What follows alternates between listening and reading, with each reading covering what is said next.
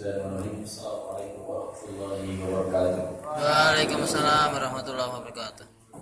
Alhamdulillah nahmaduhu wa nasta'inuhu wa nastaghfiruh wa na'udzu billahi min shururi anfusina wa min sayyiati a'malina. May yahdihillahu fala mudilla lahu wa may yudlil fala hadiya lahu. Asyhadu an la ilaha illallah wahdahu la syarika lahu wa asyhadu anna Muhammadan 'abduhu wa rasuluhu la nabiyya wa rasul ba'da.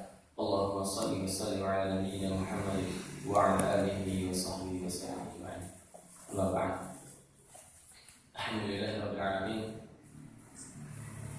Senantiasa kita tidak bosan-bosan yang bersyukur kepada Allah Subhanahu wa taala atas nikmat yang telah Allah berikan kepada kita semua.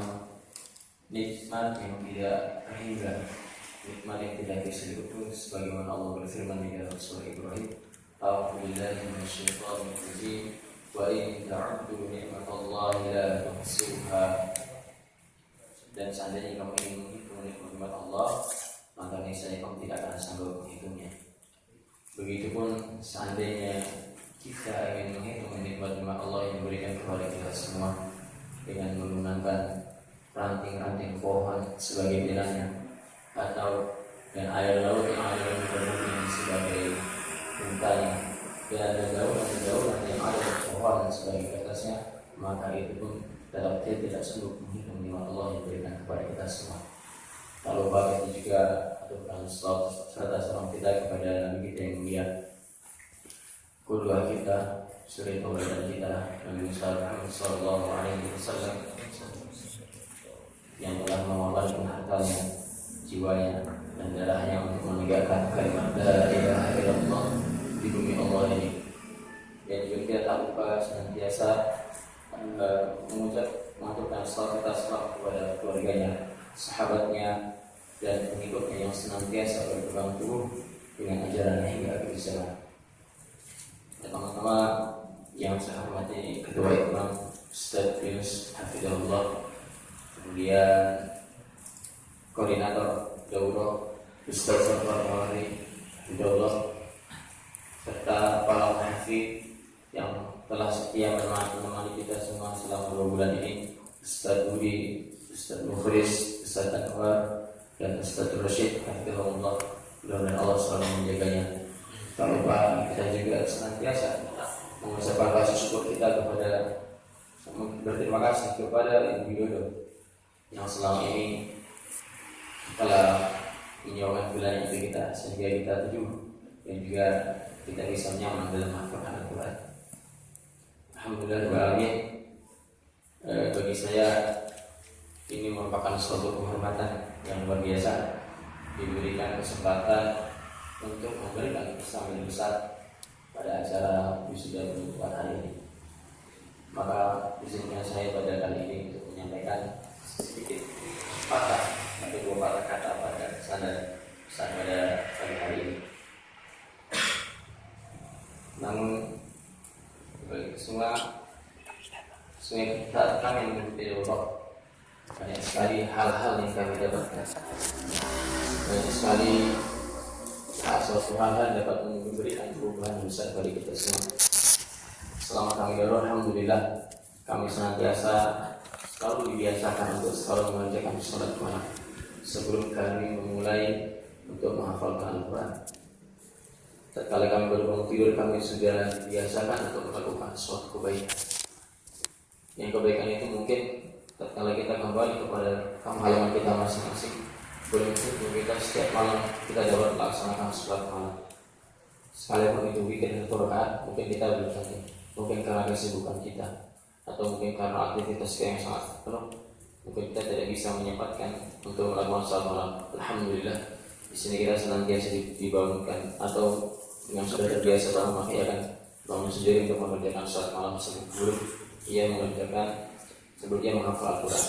Dan ternyata setelah kita sadari bahwasanya sholat malam itu termasuk daripada salah satu yang memudahkan kami untuk menghafal Al-Quran. Bahkan di dalam suatu motivasi untuk menghafal Al-Quran, sholat malam merupakan syarat mutlak bagi para penghafal Quran dan berada bagi para hafiz. Dan juga kami juga senantiasa dibiasakan untuk mengerjakan khairullah atau khusus siang. bagi kami yang mungkin sudah bekerja atau yang punya aktivitas full, mungkin jarang kita melakukan faidah ini. Alhamdulillah kita di sini kembali kita dilatih untuk senantiasa mengerjakan sunnah-sunnah Nabi yang mungkin jarang orang lain mengerjakannya karena kesibukan yang ada padanya. Entah kita mungkin sudah hafalan, entah kita mungkin sedang ngobrol atau sedang bersantai, tatkala sudah memasuki waktu faidah, maka kita harus tidur, kita harus istirahat. Hari-hari kami, alhamdulillah, saat kami di daurah dipenuhi dengan Al-Quran, dipenuhi dengan Al-Quran. Mulai dari kita bangun dari tidur sampai kita tidur lagi, insya Allah kita selalu dihiasi dengan Al-Quran. Kalau kita ke masjid, perjalanan kita menuju masjid, kita sambil menghafal Al-Quran. Tatkala azan setelah selesai dikumandangkan, di antara itu kita pun menyempatkan untuk membaca Al-Quran dan menghafalkan. Tatkala kita pulang dari masjid menuju villa, kita pun menyempatkan untuk menghafal dan membaca Al-Quran. Alhamdulillah, walaupun itu waktunya sangat singkat, tetapi ini menunjukkan betapa semangatnya antum semua tatkala berada di sini mengikuti daurah ini. Bahkan yang luar biasa, tatkala kita ngobrol pun tidak jauh-jauh obrolan itu seputar Al-Quran. Sudah sampai juz berapa? Sudah halaman berapa hari ini? Ini surah suci kok sekali dihafal. Surah Taha juga dia sampai kepala panas sampai hafal-hafal. Itu di antara obrolan-obrolan ketika kita di Euro. Dan di antara luar biasanya ada beberapa dari peserta Euro, teman-teman kami, sahabat kami yang alhamdulillah tatkala bersantai pun, bahkan tatkala makan, dia menyempatkan sambil membaca Al-Quran. Tangan kanannya menyebabkan nasi ke mulutnya, mata yang fokus kepada Al-Quran. Itu ada di antara kita, alhamdulillah. Ini merupakan suatu nikmat yang Allah berikan kepada kita semua, menandakan bahwasanya dia tidak ingin menyia-nyiakan sedikit waktunya tanpa menghafalkan Al-Quran. Ini merupakan sesuatu yang luar biasa, alhamdulillah. Dan ada pula yang sampai menangis kalau membaca Al-Quran. Dan ini tidak sedikit, cukup banyak. Banyak di antara kami yang sampai menangis membaca Al-Quran. Entah itu karena ia menemukan suatu ayat yang mengingatkan ia pada masa lalunya, entah itu ia ketika membaca suatu ayat itu mengingatkan ia tentang dosa-dosa yang dahulu, kemudian dia bertobat dari situ. Banyak di antara kita yang mendapat hal itu, mendapatkan hidayah dari situ. Dan kemudian banyak juga di antara kita yang kemudian banyak mendapatkan pelajaran tentang kisah-kisah Rasul, banyak mendapatkan pelajaran tentang bagaimana ada dalil-dalil dari Al-Quran, banyak mengambil pelajaran. Subhanallah, ternyata daurah ini betul-betul mengandung keberkahan. Dan namun yang ada pula yang sampai menangis, setelah itu selain kita menangis ada juga yang sampai tertawa-tertawa atau tersenyum-senyum sendiri. Kebanyakan tatkala membaca surat Yusuf, saya tidak tahu kenapa, tapi kebanyakan sampai tersenyum sendiri. Saya juga bingung, ada apa di garis lagi? Ya, yang jelas ini banyak menjadikan kami pelajaran. Kemudian selain menjadikan pelajaran, ini pun menjadikan kenangan ini bagi kita semua. Saudaraku sekalian, sesungguhnya kenangan itu akan menjadi sangat indah dan lebih manis tatkala dikenang. Mungkin pada saat ini kita semua masih bisa tertawa bersama, masih bisa bersengkerama bersama, masih bisa saling bercanda, masih bisa saling menatap satu sama lain.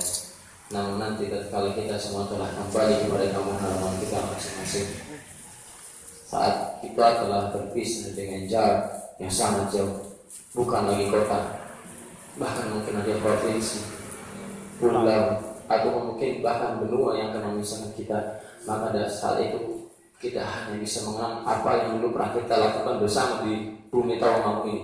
Saat kita korbankan waktu kita untuk menghafalkan Al-Quran, saat kita korbankan waktu kita untuk menghafalkan Al-Quran, saat kita korbankan kampung halaman kita yang jauh untuk kita jauh dan akhirnya untuk menghafalkan Al-Quran, saat kita korbankan kesibukan kita untuk menghafalkan Al-Quran, kita tinggalkan keluarga kita untuk menghafalkan Al-Quran,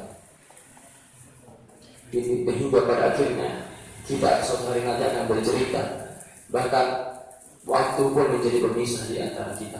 Mungkin kita yang 1 bulan, 2 bulan, 6 bulan, atau 1 tahun, 2 tahun, dan tahun berlalu kita tidak bertemu, hingga pada akhirnya kita akan bercerita kepada anak kita, "Duhai anakku, lihatlah, itu teman ayah dahulu, tatkala ayah dengan dia bersama-sama menghafalkan Al-Quran, meminta mau ini, lihatlah dia Al-Rahman, dia teman ayah. Lihat sekarang dia telah menjadi gubernur Jakarta yang hafal Al-Quran, dia telah yang menjadi gubernur Jakarta yang soleh, dia mempunyai pondok pesantren yang luar biasa. Atau tatkala kita melihat itu saudara kita Misbahul yang dulunya dia sangat semangat sekali menghafalkan Al-Quran, yang dia dulunya senantiasa mengerjakan sholat malam di waktu yang tatkala itu yang lain teman-teman masih ada hidup, yang ketika saat itu dia senantiasa menjaga sholat duha. Lihatlah sekarang ia telah menjadi kiai besar di negara kita, ia telah menjadi kiai besar yang menghafal Quran, bahkan bersanad, bahkan menjadi ulama rujukan dunia. Kita tidak tahu, bisa jadi itu nanti menjadi berkah di antara kita. Mungkin di antara kita ada menjadi presiden yang hafal Al-Quran. Bisa jadi, mudah-mudahan salah satu di antara kita bisa menjadi pemimpin yang amanah, yang hafal Al-Quran tentunya, dan juga pemimpin yang soleh. Amin ya rabbal alamin. Ya saudara-saudara sekalian, terkhusus untuk teman-teman doa kami, saya berpesan untuk pribadi saya dan kepada antum sekalian, bahwasanya teruskan hafalan antum dimanapun antum berada. Jangan menyerah hanya karena di sini belum selesai 30 juz. Terus lanjutkan dimanapun antum berada, apapun kesibukan antum, apapun profesi antum, sempatkan menghafalkan Al-Quran. Kalau antum sibuk, maka dahulukanlah menghafalkan Al-Quran sebelum antum mulai dengan kesibukan. Itu termasuk nasihat yang pernah diberikan pada ustaz saya di sana. Kalau antum sibuk, maka dahulukan menghafalkan Al-Quran itu sebelum kesibukan antum. Jangan kemudian kita dahulukan kesibukan baru sedikit menyisakan waktu hanya untuk Al-Quran. Harusnya kesibukan itu hanya kita sisihkan setelah kita menghafalkan Al-Quran. Dan kemudian setelah itu jagalah sholat malam.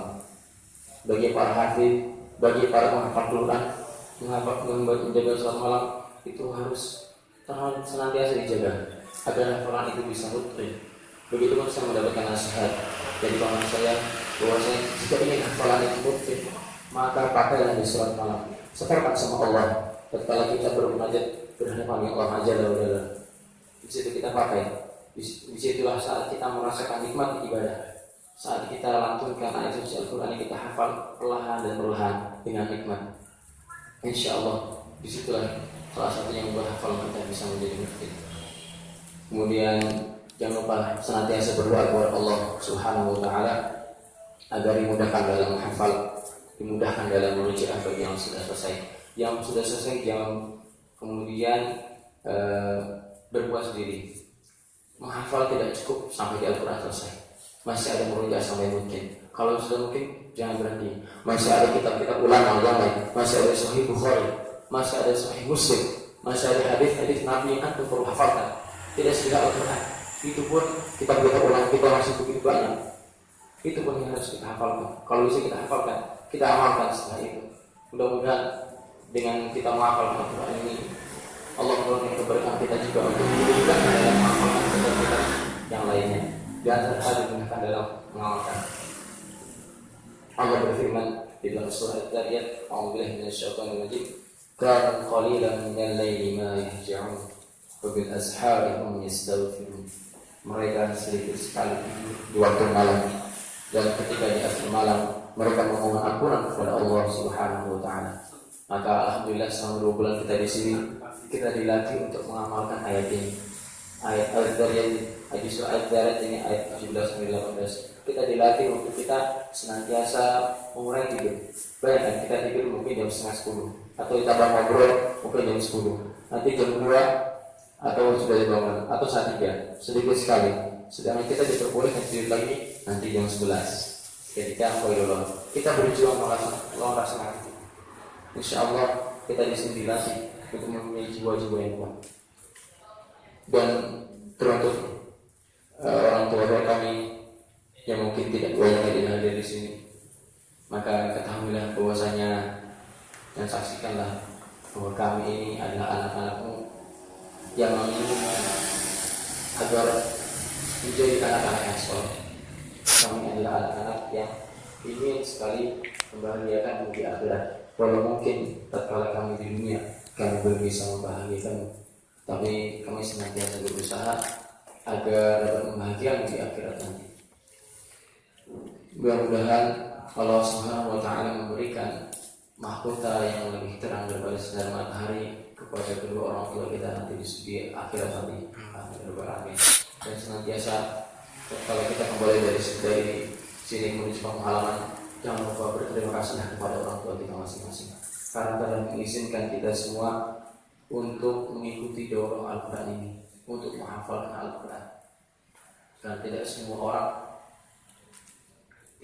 orang tua mau memasukkan anaknya ke pesantren. Yang dapat pesantren, apalagi kita tidak semua. Kebanyakan ingin kepada sekolah-sekolah yang modern. Kalau untuk kontes atau pondok pesantren, maka sebagian orang tua mengatakan itu kuno, itu jadul. Maka alhamdulillah ini suatu berkah yang Allah berikan kepada kita semua untuk menghafalkan Al-Quran.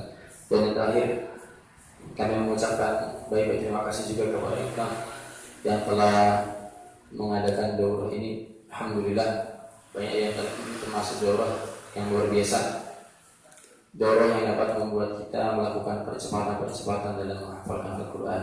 Dan juga kami berterima kasih sekali kepada para muhafidz, mulai dari Ustaz Budi, Ustaz Mukhlis, Ustaz Anwar, dan Ustaz Rashid yang senantiasa setia menemani kami, setia membimbing kami, dan setia senantiasa mendampingi kami juga di saat kami berada di kampung ini.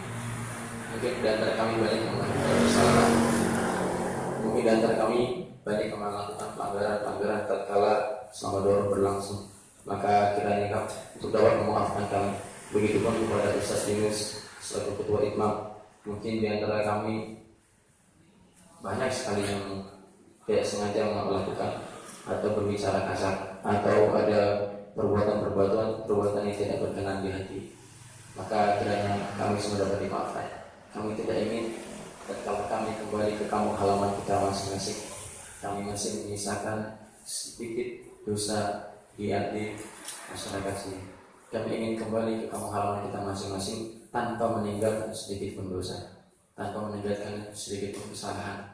Kami ingin menjadi keberkahan di kampung halaman kita masing-masing. Dan juga